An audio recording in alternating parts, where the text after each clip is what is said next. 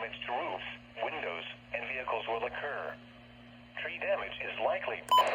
Dangerous storm will be near Warrenton around 11:35 a.m. Norline around 11:40 a.m. Other locations impacted by this tornadic thunderstorm include Macon and Centerville.